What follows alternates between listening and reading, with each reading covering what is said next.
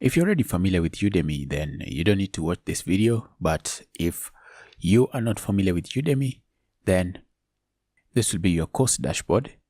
And you can just click here to start watching the videos. You can also continue from where you left off. When you click here, it will take you to where you left off. And if you ask any questions, or if you want to see questions that have been asked, you can just come here and click on Q&A, and you'll also be able to ask your question. And if you bookmark any videos, you can find them here under bookmarks, and we're going to look at how to bookmark in a moment.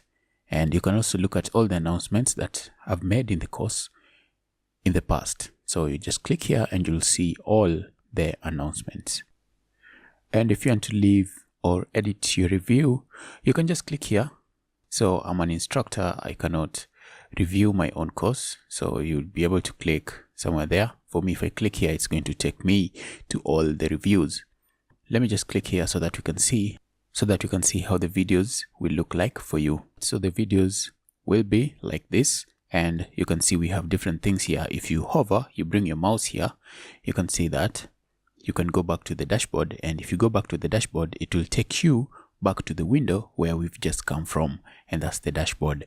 And if you want to bookmark, if you come across something that you think you may need to refer back to in future, you can just click here on add bookmark, and the bookmark will be added. And if you go to the dashboard, you can click on bookmarks and you'll see your bookmark there. And then here also, if you want to go back and leave a review, you can just click on go back to dashboard and you leave your review like I showed you where to. And if you want to look at all the course content, you can just click here and it will bring all the course content for you. And you can see these are different sections. These are sections. If you click, it will show you the videos, and you can jump around to any video that you want to jump to. Okay, so you can come here and change the quality depending on your internet connectivity.